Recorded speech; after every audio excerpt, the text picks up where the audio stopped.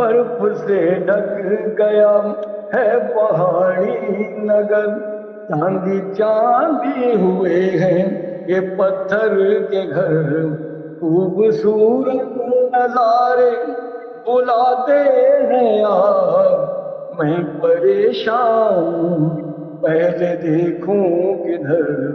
खूबसूरत नजारे बुलाते हैं यार, मैं परेशान पहले देखूं किधर।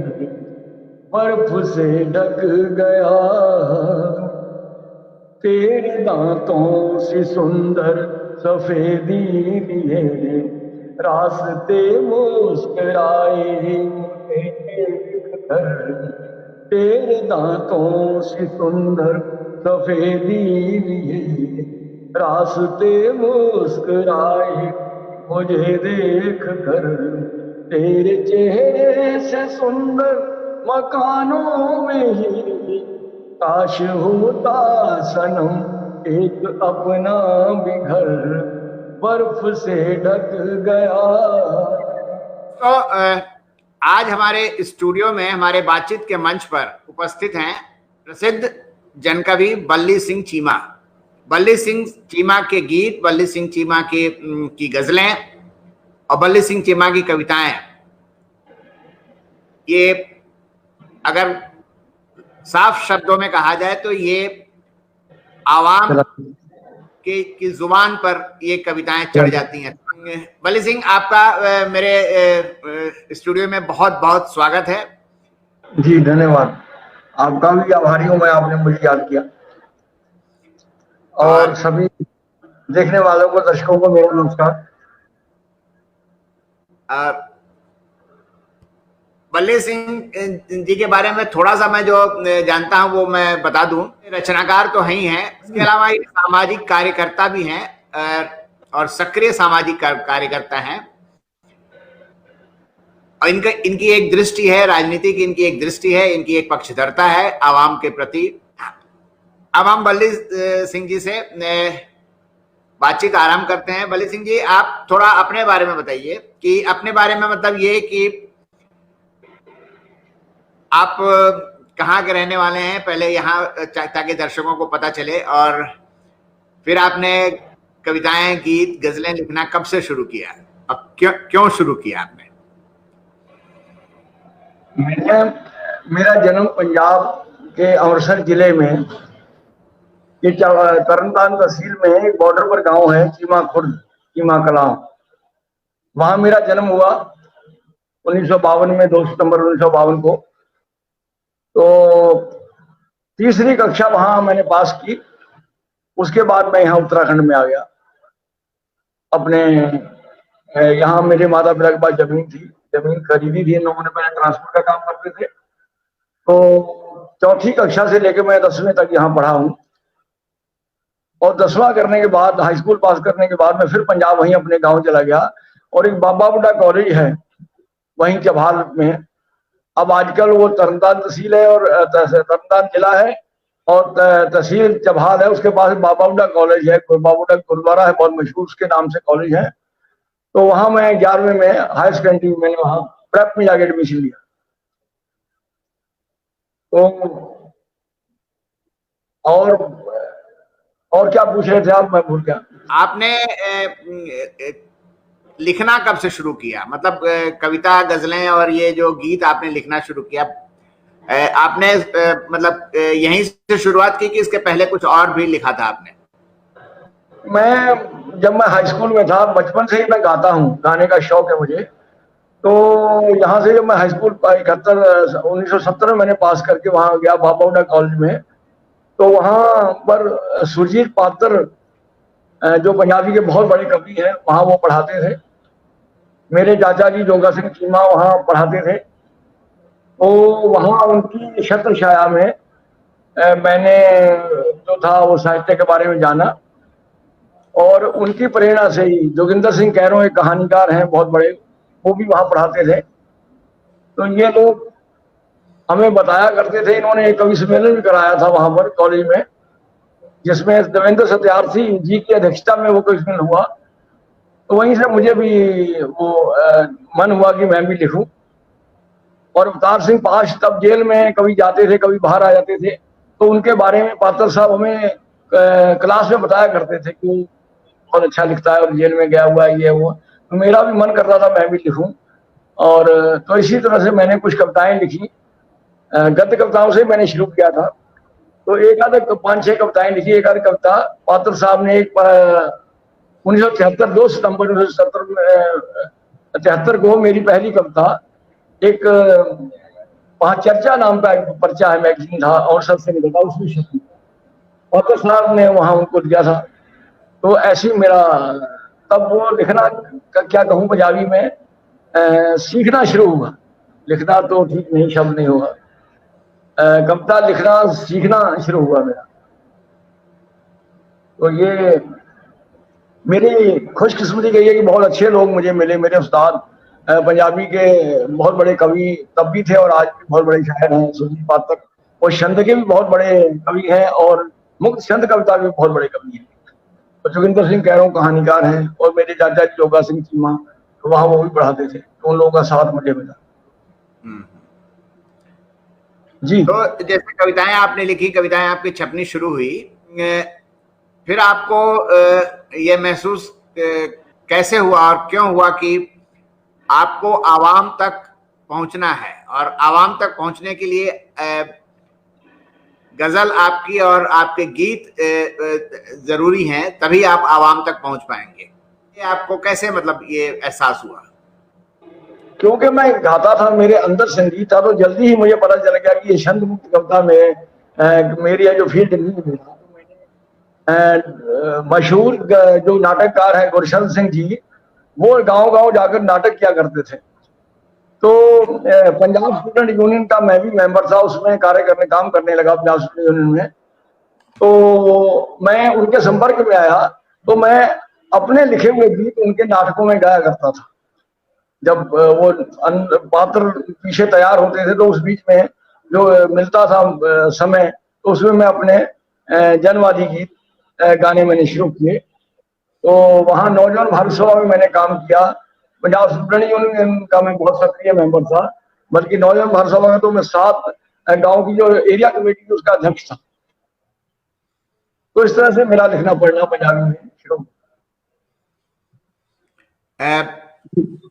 अभी हम आपसे आज की कविताओं की स्थिति के बारे में बात करेंगे। उससे पहले एक सवाल है मेरे दिमाग में और सारे लोगों के दिमाग में शायद ये सवाल होगा। जी बताएं। आप बीच में पॉलिटिक्स में भी चले गए थे, आप पार्टी के साथ, आप शायद मेरे ख्याल से इलेक्शन में खड़े भी हुए थे। इसमें तो पहले से ही था मैं। हाँ, चुनावी पॉलिटिक्स की बात करिए आप। हाँ, चुनावी पॉलिटिक्स में जब से होश संभाला तभी से पॉलिटिक्स में था। मैंने बताया, मैंने पंजाब अपना उसमें था मैं। और जब इमरजेंसी लगी मुझे, मैं वारंट से तब, तो मैं वहां से यहाँ आ गया। मेरे साथियों ने कहा यहाँ क्यों गिरफ्तार हो जाओगे, वहां चले जाओ अपनी घर, वहाँ यूपी में चले जाओ। तो पॉलिटिक्स में मैं पहले ही था। तो जो मैं क्यों गया वाली जो बात है, देखिए चारों ओर निराशा ही निराशा। जैसे मैं रूस में जब समाजवाद का पतन हुआ तो मैं इतना निराश नहीं हुआ, लेकिन बंगाल में और जितनी कम्युनिस्ट पार्टियां हैं हमारी, ये जो जितनी जो मोर्चे वाली हैं, जो इनका बिखराव और जो लड़ाई झगड़ा, जो भी नंदीग्राम सिंगूर और ये सब जो था, इसमें एक निराशा आई थी और एक वो दिख रहा था कि शायद कुछ परिवर्तन या कुछ चाहत तो होती है कि हमारे जिंदा रहते कुछ ना कुछ हो।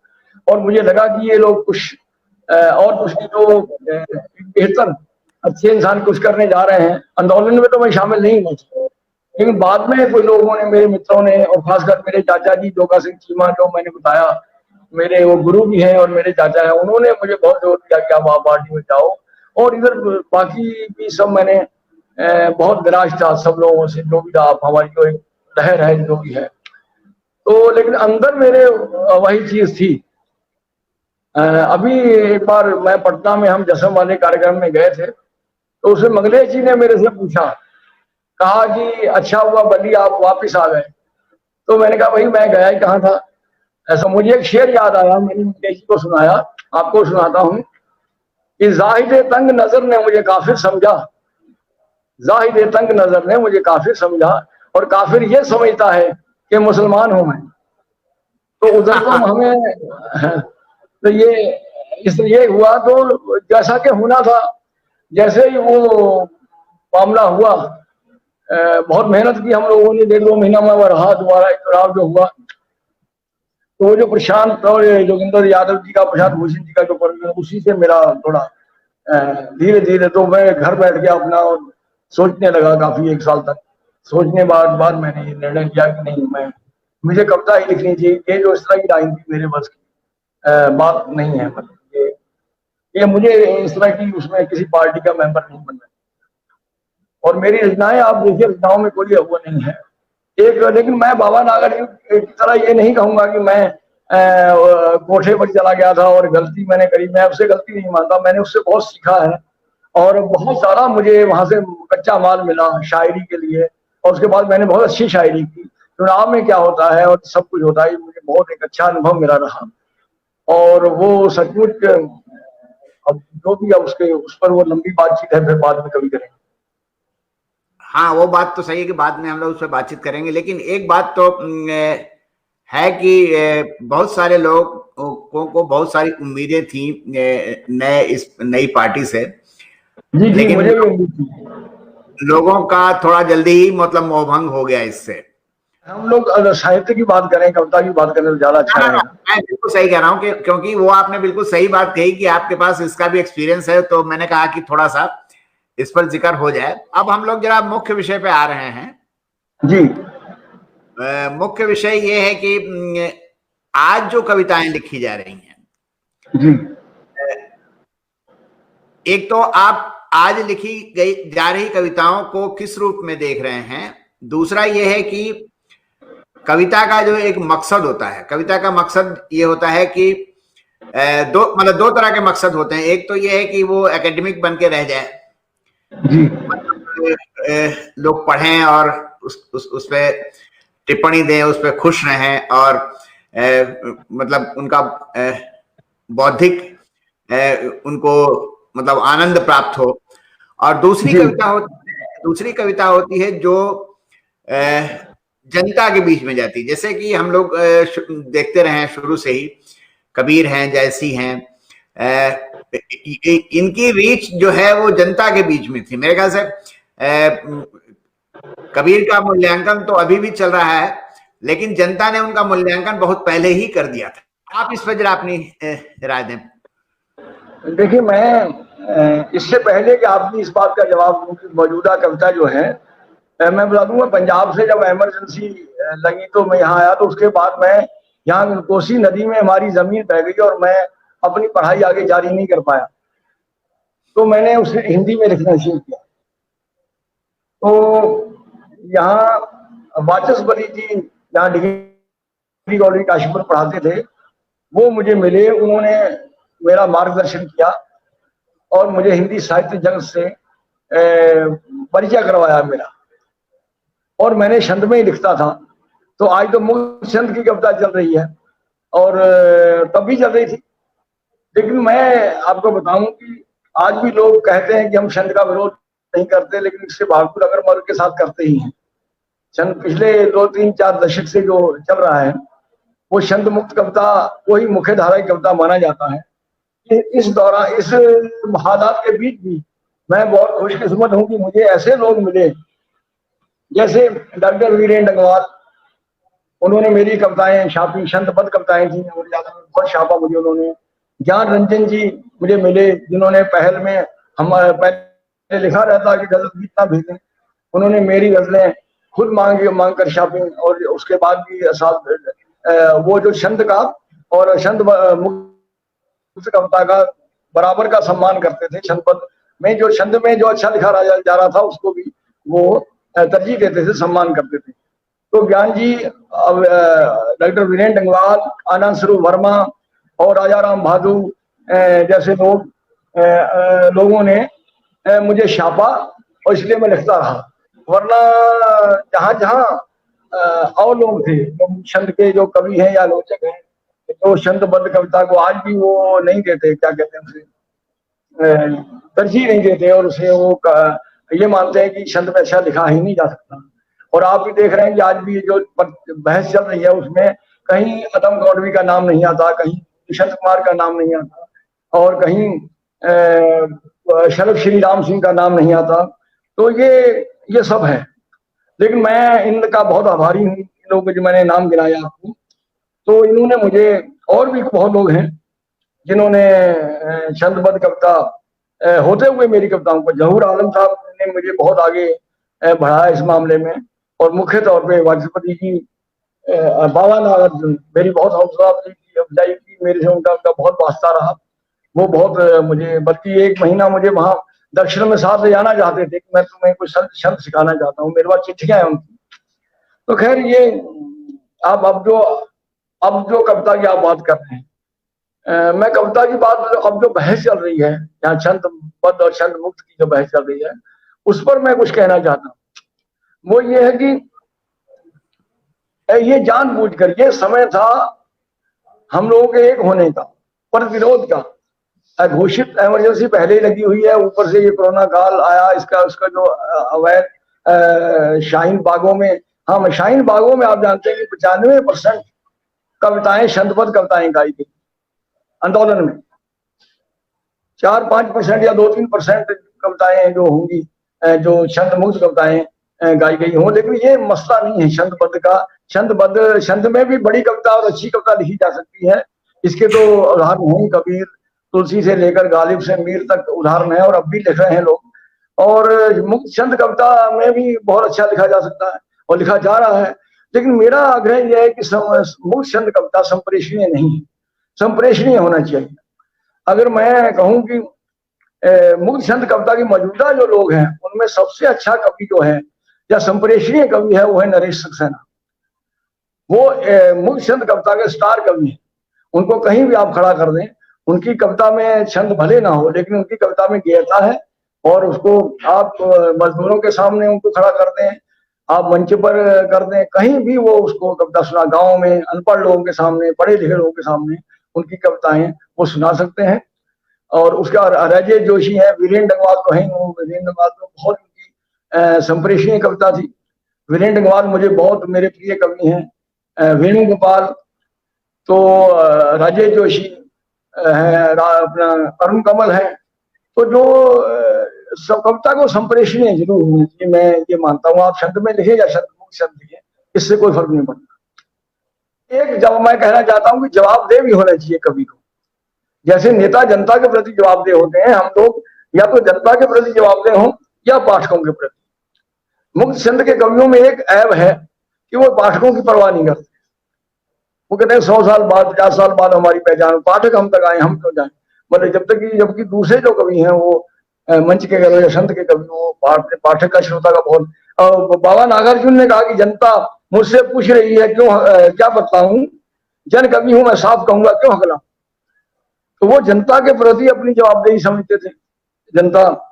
तो कहीं ना कहीं तो कवि को अपनी जवाबदेही तय करनी होगी। प्रतिबद्धता जो है वो पाठकों से या जनता से, कमरे में बैठकर आप लिखते रहें, ये तो इसका मतलब वो है। कोई गायक जो है, गायक तो बाथरूम सिंगर भी होते हैं, आपको पता ही है। लेकिन जैसे ही वो माइक पकड़ेंगे, माइक पे आएंगे, तो उनसे कहा जाएगा भैया सुर में गाओ, तो या ऐसा गाओ कि लोगों को समझ में तो आए। तो ये खैर, मैं ये जो बहस चलाई जा रही है ये हमारे ताकत को तोड़ने के लिए। आप जानते हैं कि जो लोग बहस चला रहे हैं, जिन्होंने शुरू किया है, वो जो संगठन के बहुत बहुत बड़ी ताकत होती है, संगठनों को, वो वामपंथी जो संगठन को दुकानें कह रहे हैं वो, और कह रहे हैं दुकानें बंद करो, ऐसा कह रहे हैं वो लोग। तो ऐसे समय में हमें जो है प्रतिरोध का एकजुट होना चाहिए, प्रतिरोध को इकट्ठा करना चाहिए था। बल्कि लोकतांत्रिक शक्तियां, जनवादी शक्तियां और प्रगतिशील शक्तियों को एक होकर सभी वामपंथियों को, बल्कि मैंने तो ये अलग अलग, मैं दुकानें तो नहीं कहूंगा, मैं अलग अलग संगठनों को क्या जरूरत है। सांस्कृतिक मोर्चे पर जो वामपंथियों के 3 संगठन 4 हैं, वो अलग अलग क्यों है, एक क्यों नहीं हो सकते। मैं तो उनको एक करने की बात करूंगा। तो ये, लेकिन दिक्कत आपको क्या है, उससे फूट पड़ गई है। अपने अपने ग्रुपों के नाम गिनाए जा रहे हैं, अपने अपने चेलों के नाम गिनाए जा रहे हैं, अपने दोस्तों के नाम गिनाए जा रहे हैं इस कविता उसमें, बहस में। और बल्कि दोस्तों में फूट पड़ गई है, संगठनों के अंदर जो साथी हैं उनके एक दूसरे की राजनीति क्या है। तो ये सब ऐसे समय में, ऐसे जो संकट का दौर है, इसमें हमें एक होना चाहिए। इस तरह की बहस की कोई जरूरत नहीं थी कि संत मुक्त या संत बद या इसका कोई मतलब नहीं। यहाँ पर एक सवाल मेरे दिमाग में अचानक ही आ गया कि एक प्रवृत्ति ये होती है कि हमारी कविताओं को, हमारी रचनाओं को, हमारी कहानियों को अगर आलोचक, माने जो स्थापित आलोचक अगर उस पर कलम चला दे तो हम शायद अमर हो जाएंगे। और दूसरी बात जो हमने सीखी है और जो विचार आपके हैं उस विचार से हमने जो सीखा है कि कविता हो, कहानी हो, वो उसका फैसला अंततः जनता करती है। और मैं तो कहता हूं कि कई बार अपने मित्रों को मैं कहता भी हूं, और मैंने इस तरह के प्रयोग किए भी थे एक जमाने में। गोरख पांडे को मैंने गांव में जाके गवाया, उनकी कविताएं सुनाई और उनको बहुत अच्छा रिस्पांस मिला। मैंने, आप सुनिए, आपने रंजीत वर्मा के साथ बात करते हुए बताई थी बात ये हाँ, बात आपने कही, रंजीत वर्मा से बात करते हुए आपने ये बात कही थी। हाँ हाँ। मैं एक और बात कहना चाहता हूं कि जैसे कवियों को आवाज आ रही मेरी? हाँ हाँ, आ रही है। बहुत से कवियों के, अधिकतर कवियों को ये शिकायत होती है अपने पाठकों से, जनता से, कि मुझे कोई सुनता नहीं, मुझे कोई समझता नहीं। मुझे अपने पाठकों से, श्रोताओं से कोई शिकायत नहीं। मैं लिखता बाद में हूँ, जनता में पहले पहुंच जाता है। मैं कोई गीत गजल लिखता हूँ, वो एकदम जनता, जो आंदोलनकारी लोग हैं या वैसे लोग हैं, सब लोग एकदम उठा लेते हैं और मांगते हैं मेरे से, भाई कुछ नया लिखाओ तो बताओ, इस पर लिखाओ तो बताओ। तो मुझे तो अपनी लोगों जो जिनके लिए मैं लिखता हूँ, तो ये तय होना चाहिए कि आप लिख किसके, हर कवि को ये तय करना चाहिए कि वो लिख किसके लिए रहा है, और जिसके लिए लिख रहा है उसकी समझ में आ रहा है या नहीं आ रहा। अभी वो प्रियदर्शन जी ने एक वो भवानी प्रसाद मिश्र की वो लाइन सुनाई थी, जिस तरह हम बोलते हैं उस तरह तो लिख, और फिर उससे हमसे बड़ा तो दिख।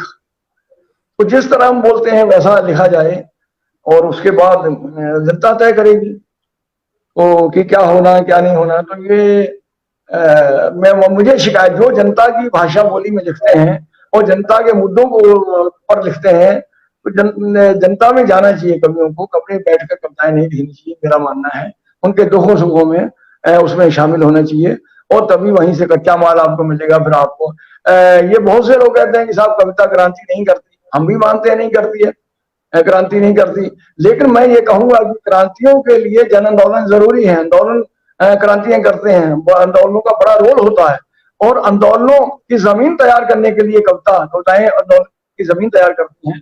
कविताएं आंदोलनों से सीखती हैं, लेती हैं, देती हैं। जन आंदोलनों में कविता बहुत जान फूंक देती हैं, निराशा को आशा में बदल देती हैं। यहाँ जब उत्तराखंड राज्य आंदोलन चल रहा था तो बहुत निराशा थी, नैनीताल में चली, खटीमा में गोली चली। तो मैंने एक गीत कहा कि आगे बढ़कर पीछे हटना वीरों का दस्तूर नहीं, चलो के मंजिल दूर नहीं।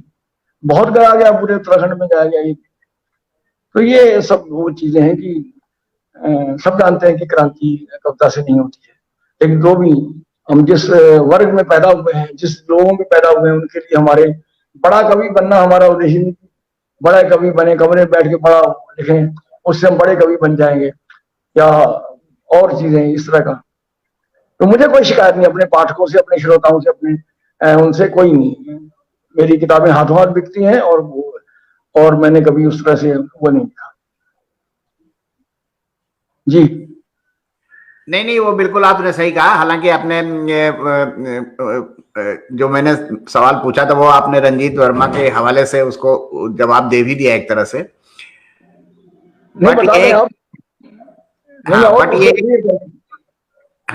लेकिन ये है कि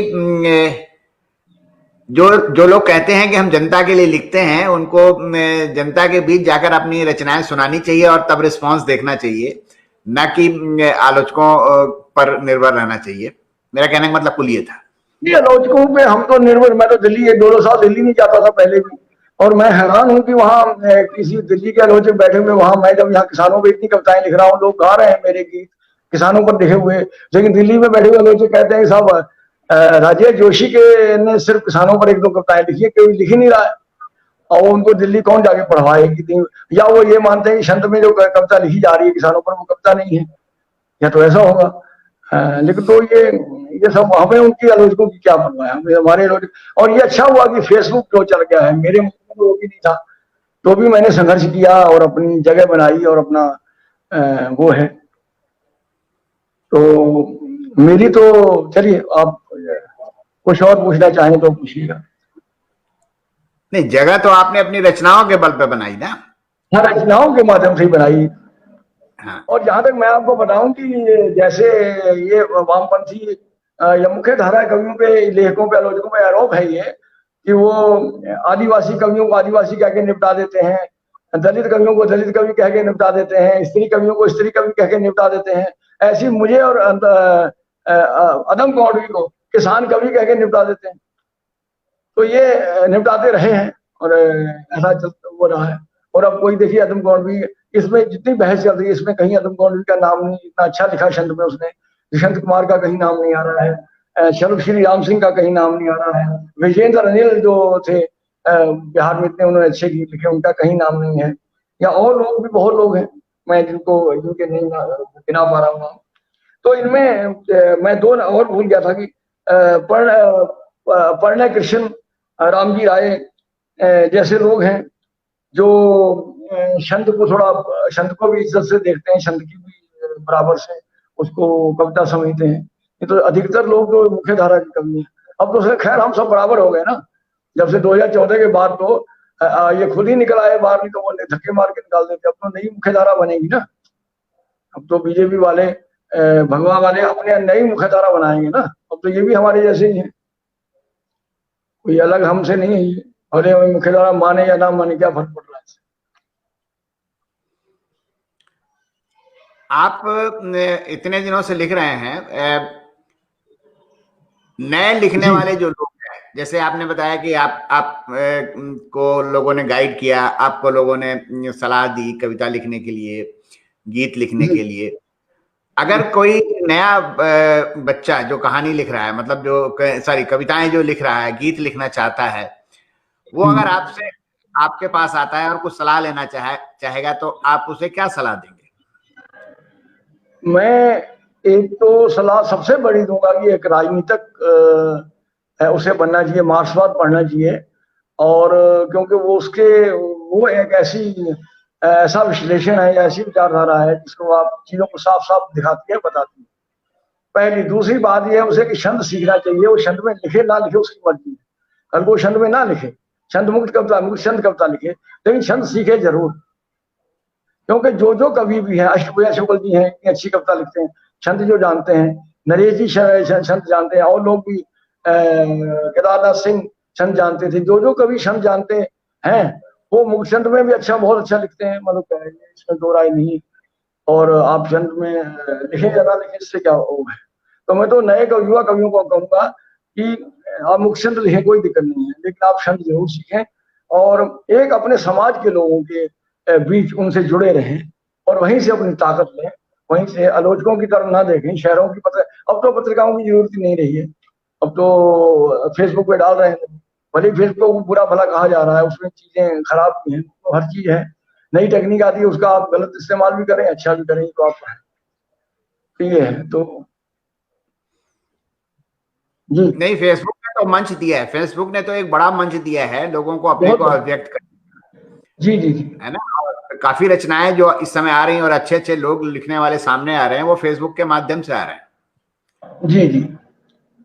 और मैंने अपने प्रोग्राम में भी उन्हीं कवियों को मैंने देखा, उनकी रचनाओं को देखा, जब प्रभावित हुआ तब मैंने उनको अपने से बात करने के लिए यहाँ आमंत्रित किया। देखिए, हाँ बताएं हाँ, बताएं। आप कुछ कह रहे थे? हाँ नहीं, मैं कह रहा था कि हमारे उत्तराखंड में भी जो है यहाँ जो कवि हैं बहुत अच्छा लिख रहे हैं, हमारे बाद के लोग भी बहुत अच्छा लिख रहे हैं, बहुत ज्यादा हैं। जैसे हरिश्चंद्र पांडे हैं, जहूर आलम हैं, शीरीष मौर्य हैं, सिद्धेश्वर सिंह हैं, और हमारे वो एक निरंजन स्वाद हैं, बहुत अच्छे जनगीत लिख रहे हैं। लंबी है लड़ाई भाई, अभी लड़ाई क्या है मैं भूल रहा हूँ, लड़ना है भाई अभी लंबी लड़ाई है, बहुत अच्छा गीत पूरे उत्तराखंड में गाया जा रहा है। और तो ये सब लोग और बिल्कुल नए लोगों में कहूँ तो अनिल कार्की एक है, वो मुक्तचंद की कविता लिखते हैं, बहुत अच्छी कविताएं लिख रहे हैं। तो ये कोई बहस नहीं है कि उसके अंदर ये तो जानबूझ के किया जा रहा है कि हमारी एकता को तोड़ने के लिए हम लोगों कवियों के बीच में ये खासकर वामपंथी जो रुझान के लोग हैं उनमें एकता में फूट डालने के लिए किया जा रहा है, ताकि जो मौजूदा सत्ता है उसके खिलाफ जो प्रतिरोध है उसको खंडित किया जा सके।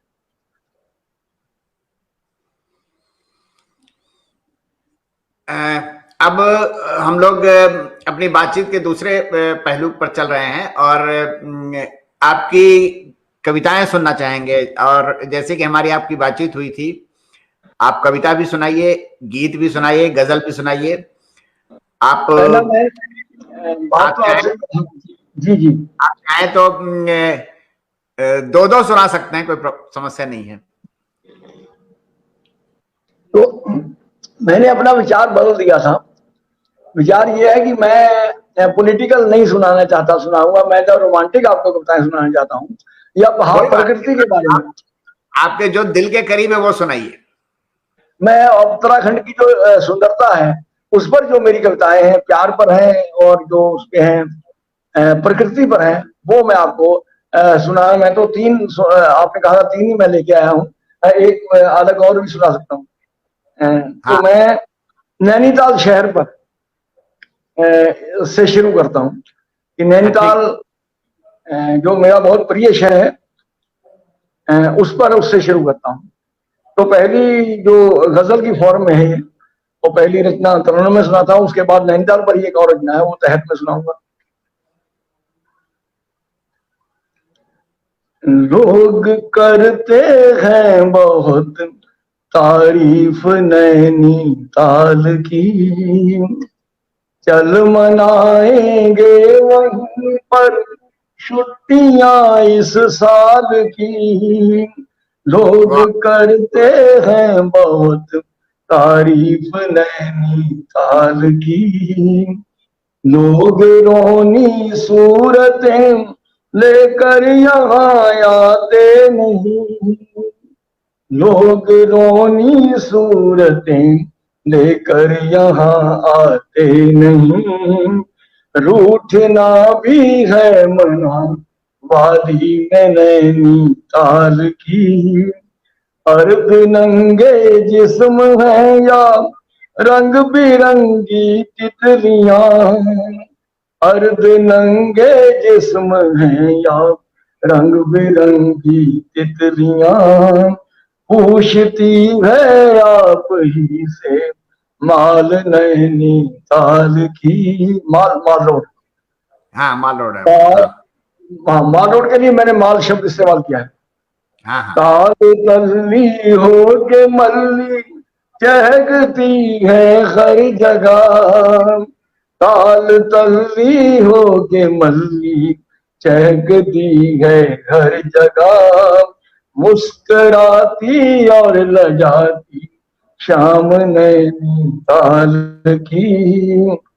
चमचमाती रोशनी में रात थी नंगे बदन, चमचमाती रोशनी में रात थी नंगे बदन, झिलमिलाती गुनगुनाती झील नैनीताल की। और ये मौसम का मिजाज जो है नैनीताल में अब तो बदल गया है। पहले था कि ऊपर बारिश हो, नीचे बारिश हो रही है और ऊपर आप लोग धूप में खड़े हैं। अब यहाँ पल में वहां कब किस पे बरसे क्या खबर, भी शब्द पे ध्यान दीजिएगा आप। अब यहाँ पल में वहां कब किस पे बरसे क्या खबर, बदलियां भी हैं फरेबी यार नैनीताल की, बदलियां भी हैं फरेबी यार नैनीताल की। खूबसूरत जेब हो तो हर नगर सुंदर लगे, खूबसूरत जेब हो तो हर नगर सुंदर लगे, जेब खाली है तो ना कर बात नैनीताल की, जेब खाली है तो ना कर बात नैनीताल। आपने नैनीताल देखा है क्या? हाँ हाँ देखा है? तो चलिए, जिन्होंने हाँ नहीं देखा, मैं उनको दिखा देता हूँ फ्री में। तो एक हाँ गजल नैनीताल पर और, एक गजल नैनीताल पर और है। हाँ हाँ हाँ।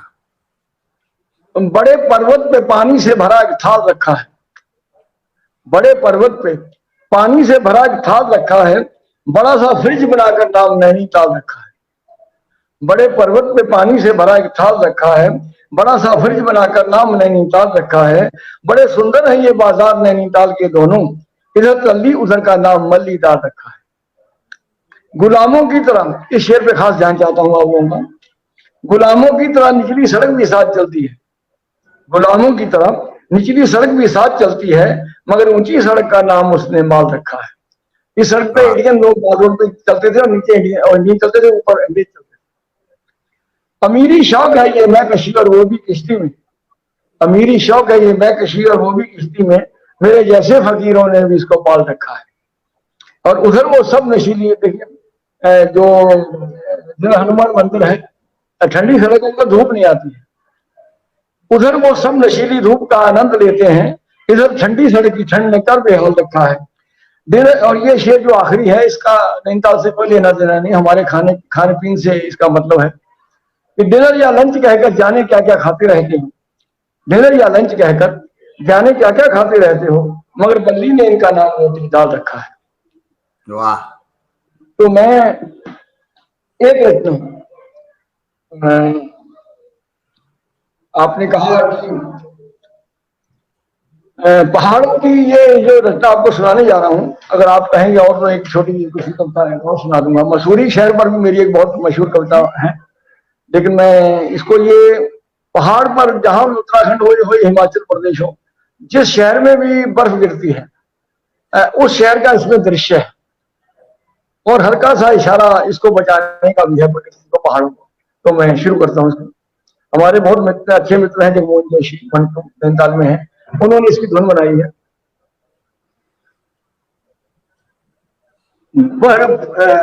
बर्फ पड़ी हुई है, रास्ते भी सफेद है, मकान भी सफेद हो रखे हैं, और चांदनी रात है। बर्फ से ढक गया है पहाड़ी नगर, चांदी चांदी हुए हैं ये पत्थर के घर, खूबसूरत नजारे बुलाते हैं यार। देखिए, मैं इस गजल के साथ पहले ये कहना चाहता था, ये कहता अब कह रहा हूं कि ये जो आपको मैं रिश्ता सुना रहा हूं, आपने पेंटिंग्स देखी होंगी, सुनी नहीं होंगी, तो आज मैं आपको सुना रहा हूं। बर्फ से ढक गया है पहाड़ी नगर, चांदी चांदी हुए हैं ये पत्थर के घर, खूबसूरत नजारे बुलाते हैं यार, मैं परेशान हूं पहले देखूं किधर, खूबसूरत नजारे बुलाते हैं यार, मैं परेशान हूं पहले देखूं किधर, बर्फ से ढक गया तेरे दांतों से सुंदर सफेदी लिए, रास्ते मुस्कुराए मुझे देख कर, तेरे दांतों से सुंदर सफेदी लिए, रास्ते मुस्कुराए मुझे देख कर, तेरे चेहरे से सुंदर मकानों में ही काश होता सनम एक अपना भी घर, बर्फ से ढक गया। तो पहली बार व्यक्ति पहाड़ में जाता है, वो पतली पगडंडियों में चलते हुए डरता है, चूम कर पैर पगडंडियां हंस पड़ी, तू गिरेगा नहीं देख इतना न डर, चूम कर पैर पगडंडियां हंस पड़ी, तू गिरेगा नहीं देख इतना न डर, ठंडी ठंडी हवाएं गले से मिली और कहने लगी ओ सुहाना सफर, बर्फ से ढक गया। चीड़ के पेड़ कोहरे में उड़ते लगे हैं, टहनियां हैं या उड़ते परिंदों के पर। चीड़ के पेड़ कोहरे में उड़ते लगे हैं, टहनियां हैं या उड़ते परिंदों के पर। दिल है मेरा भी तेरी तरह फूल सा, इस पे होने लगा मौसमों का असर। बर्फ से ढक गया मुस्कुराते हुए हंसी वादियां, कह रही है हमें देखिएगा इधर। बर्फ की सीढ़ियां, बर्फ की चोटियां है बुलाती हमें, आइएगा इधर। बर्फ से ढक गया। इस शेर जो मैं पढ़ने जा रहा हूँ उसमें हल्का सा इशारा है कि इसको बचाया जाए, पहाड़ों को बचाया जाए। इसमें उल्टी उपमा दे रहा हूं मैं। तेरी जुल्फों सी काली नहीं रात ये है किसी चांदनी देखता हूं जिधर। तेरी जुल्फों सी काली नहीं रात ये है किसी चांदनी देखता हूं जिधर। माफिया की नजर से बचाए इन पहाड़ों पे जन्नत है आती नजर। बर्फ से ढक गया। मैं अंतिम शेर पढ़ने जा रहा हूं, वो जिसे मक्ता कहते हैं। इसमें पहाड़न शब्द आता है। तो जो पहली बार मैंने इसको देहरादून सुनाया तो इसका बहुत विरोध हुआ। लोगों ने कहा पहाड़ी पहाड़ में, तो कहा आपने पंजाबन क्यों नहीं कहा। तो डॉक्टर वीरेंद्र डंगवाल वीरेंद्र ने और शेखर पाठक जी ने और लोगों ने कहा भाई नहीं ये अच्छे वे में है और इसको ये ठीक है, आप इसका विरोध ना करें। तो ये फिर पहल में भी शब्द है ये कविता, ये पहाड़ का भी उसमें शब्द है। तो मैं अंतिम सुनाता हूँ। जिंदगी खूबसूरत पहाड़न लगे, जिंदगी खूबसूरत पहाड़न लगे, साथ तेरा हो पहाड़ी सफर।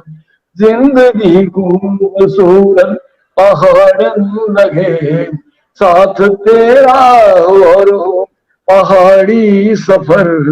हम मिले अर्थ जीवन पाए नए, हम मिले अर्थ जीवन पाए नए। देख बल्ली का चेहरा गया है निखर, बर्फ से ढक गया है पहाड़ी नगर। चांदी चांदी हुए हैं ये पत्थर के घर, पर ढक गया। आपको काफी दिनों बाद सुना हूं, लेकिन आपकी आवाज में लरज वैसी ही है, जवानी वाली। धन्यवाद धन्यवाद। तो चलिए मैं मसूरी पर सुना देता हूँ अंतिम, मसूरी शहर पर।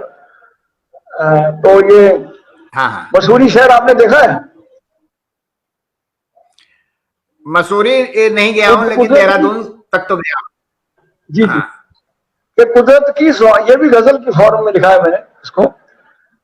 मुसलसल गजल कहते हैं हम लोग इसको। मसूरी शहर पर पूरी ये कविता है कि कुदरत की सुहानी गोद में बैठी मसूरी है, जहां जाए बिना हर शख्स की चाहत अधूरी है। वाह। ये दिलकश वादियां सुंदर नजारे बोलते हैं आ, दिलकश वादियां सुंदर नजारे बोलते हैं आ, बगल में दून के खुशहाल पर मसूरी है। जहां जाकर कोई भी शख्स बन जाए कवि शायर, जहां जाकर कोई भी शख्स बन जाए कवि शायर। ये रानी है पहाड़ों की मसूरी तो मसूरी है, ये रानी है पहाड़ों की मसूरी तो मसूरी है। मसूरी को किया मशहूर रस्किन ने यहाँ रहकर, रस्किन बॉन्ड की बात कर। मसूरी को किया मशहूर रस्किन, मसूरी को किया मशहूर रस्किन ने यहाँ रहकर। अगर लेखक ही बनना हो यहाँ रहना जरूरी है, अगर लेखक ही बनना हो यहाँ रहना जरूरी है। स्वागत लाल डिब्बे पर सबसे पहले बर्फ गिरती है, स्वागत लाल डिब्बा ही करे है बर्फबारी का, स्वागत लाल डिब्बा ही करे है बर्फबारी का। गिरे गिरे है बर्फ हरसू फिर ढके सारी मसूरी है, मसूरी बर्फबारी में भी गर्माहट ही देगी पर। मसूरी बर्फबारी में भी गर्माहट ही देगी, पर लहू में प्यार का जज्बा जमा होना जरूरी है। और ये शेर मैं खास ध्यान चाहता हूँ अशार पर। हुमायूं ने कहा गढ़वाल से मैं प्यार करता हूँ, हुमायूं ने कहा गढ़वाल से मैं प्यार करता हूँ, मेरा चेहरा है नैनीताल पर दिल तो मसूरी है, मेरा चेहरा है नैनीताल पर दिल तो मसूरी है। मरे बिन भी चले जाओ वो जन्नत है मसूरी तो, मरे बिन भी चले जाओ वो जन्नत है मसूरी तो, निगाहों में फरिश्तों सी नजर होना जरूरी है। ये दिल आवेज मंजर खुशनुमा माहौल गनील का, अगर जन्नत है दुनिया में तो वो अपनी मसूरी है। कहे दुनिया के बंदी का तो पहला प्यार है नेचर, कहे दुनिया के बंदी का तो पहला प्यार है नेचर, उसे लगता है जन्नत का कोई हिस्सा मसूरी है। और अंतिम शेर है, मैं आशिक हूँ फरेबी वादियों मौसम के नखरों पर, मैं आशिक हूँ फरेबी वादियों मौसम के नखरों पर, मैं देहरादून हूँ बल्ली तो वो मेरी मसूरी है, मैं देहरादून हूँ बल्ली तो वो मेरी मसूरी है। क्या बात है, क्या बात है, क्या बात है। बल्ली भाई, आपसे बात करके बहुत अच्छा लगा और आपसे बहुत कुछ सीखने को मुझे तो मिला ही, और लोगों को भी बहुत अच्छा लगा होगा, उन्होंने भी काफी कुछ सीखा होगा। और इसी के साथ आपका धन्यवाद और आपके दर्शकों का बहुत बहुत धन्यवाद। आपका धन्यवाद, आपने मुझे यहाँ बुलाया, बहुत बहुत शुक्रिया। नमस्कार। नमस्कार। नमस्कार।